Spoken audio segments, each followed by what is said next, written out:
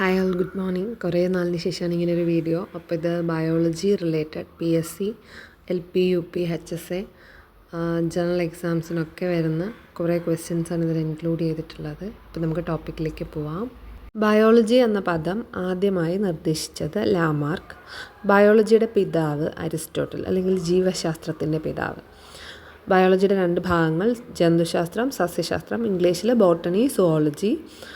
Father of botany Theophrastus, father of zoology Aristotle. ജന്തുശാസ്ത്രത്തിൻ്റെ പിതാവ് Aristotle, സസ്യശാസ്ത്രത്തിൻ്റെ പിതാവ് തിയോഫ്രാസ്റ്റസ്. അടുത്ത വളരെ ഇമ്പോർട്ടൻ്റ് ആയിട്ടുള്ള ഭാഗമാണ് കോശസിദ്ധാന്തം. കോശസിദ്ധാന്തം ആവിഷ്കരിച്ചത് ജേക്കബ് ഷ്ലീഡൻ, തിയോഡർ ഷ്വാനും ചേർന്നിട്ടാണ്. കോശസിദ്ധാന്തം പരിഷ്കരിച്ചത് റുഡോൾഫ് വെർഷോ. മുമ്പ് നിലനിന്നിരുന്ന കോശങ്ങളിൽ നിന്ന് മാത്രമേ പുതിയ കോശങ്ങൾ ഉണ്ടാകുന്നുള്ളൂ എന്ന് പ്രസ്താവിച്ചത് റുഡോൾഫ് വെർഷോ. കോശസിദ്ധാന്തം ബാധകമല്ലാത്ത ജീവവിഭാഗം വൈറസുകൾ. ജീവനുള്ള കോശം ആദ്യമായി കണ്ടെത്തിയത് ആൻറ്റൺ വാൻ ലീവൻഹുക്ക്.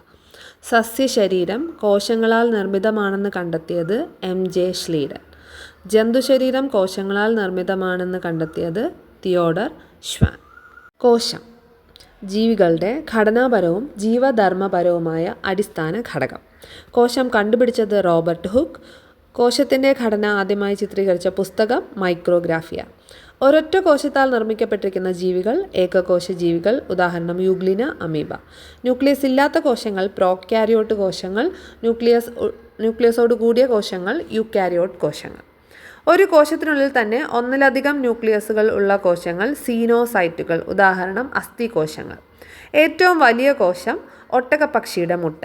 ഏറ്റവും ചെറിയ കോശം മൈക്കോപ്ലാസ്മ. PPLO എന്ന ഏകകോശ ജീവി ഏത് വിഭാഗത്തിൽ പെടുന്നു? മൈക്കോപ്ലാസ്മ. ഉള്ളിലകപ്പെടുന്ന ബാക്ടീരിയ പോലുള്ള ജീവികളെ ദഹിപ്പിക്കാൻ കഴിവുള്ള കോശങ്ങൾ ഫാഗോസൈറ്റുകൾ. കോശഭിത്തി കാണപ്പെടുന്നത് സസ്യകോശങ്ങളിൽ. കോശഭിത്തി നിർമ്മിക്കപ്പെട്ടിരിക്കുന്ന പദാർത്ഥം സെല്ലുലോസ്. കോശസ്തരം നിർമ്മിക്കപ്പെട്ടിരിക്കുന്ന പദാർത്ഥങ്ങൾ ലിപ്പിഡുകളും പ്രോട്ടീനുകളും.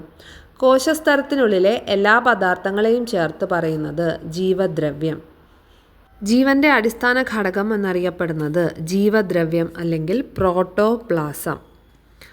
പ്രോട്ടോപ്ലാസം ജീവൻ്റെ കണിക എന്ന് പറഞ്ഞത് TH ഹസ്ക്ലി. ജീവദ്രവ്യത്തിൽ മർമ്മമൊഴികെയുള്ള ഭാഗം അറിയപ്പെടുന്നത് കോശദ്രവ്യം. ജീവധർമ്മങ്ങളുടെ നിർവഹണത്തിനായി കോശദ്രവ്യത്തിൽ കാണപ്പെടുന്ന സവിശേഷ ഘടകങ്ങൾ കോശാംഗങ്ങൾ. കോശത്തിനുള്ളിൽ പദാർത്ഥങ്ങൾ വിവിധ ഭാഗങ്ങളിലേക്ക് സഞ്ചരിക്കുന്നത് അന്തർദ്രവ്യജാലികയിലൂടെ. It is known as endoplasmic reticulum. Endoplasmic reticulum എന്ന പേര് നിർദ്ദേശിച്ചത് ക്ലൗഡ് ഫുല്ലം 1952. ഭിത്തികളിൽ റൈബോസോമുകളോട് കൂടിയ എൻഡോപ്ലാസ്മിക് റെട്ടിക്കുലം അറിയപ്പെടുന്നത് റഫ് എൻഡോപ്ലാസ്മിക് റെട്ടിക്കുലം അല്ലെങ്കിൽ ഗ്രാനുലാർ എൻഡോപ്ലാസ്മിക് റെട്ടിക്കുലം. റൈബോസോമുകൾ ഇല്ലാത്തവ agranular endoplasmic reticulum or smooth endoplasmic reticulum. കോശത്തിൽ മാംസ്യ സംശ്ലേഷണം നടക്കുന്നത് ribosome or protein synthesis taking place in cell, it is ribosome. Manganese ഏറ്റവും കൂടുതലടങ്ങിയ കോശാംഗം മൈറ്റോകോൺട്രിയ.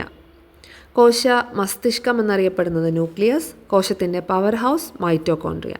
കോശത്തിൻ്റെ chemical factory mitochondria. കോശാസ്ഥികൂടം അന്തർദ്രവ്യജാലിക ഓർ എൻഡോപ്ലാസ്മിക് റെട്ടിക്കുലം. ആത്മഹത്യാസഞ്ചികൾ ഡൈജസ്റ്റീവ് ബാഗ്സ്, ഡെമോളിഷൻ സ്ക്വാഡ് എന്നൊക്കെ അറിയപ്പെടുന്നത് ലൈസോസോം. കോശത്തിൻ്റെ എനർജി കറൻസി ATP. കോശത്തിൻ്റെ ട്രാഫിക് പോലീസ് ഗോൾഗി കോംപ്ലക്സ്. കോശത്തിലെ പ്രവൃത്തി എടുക്കുന്ന കുതിരകൾ എന്നറിയപ്പെടുന്നത് പ്രോട്ടീൻസ്.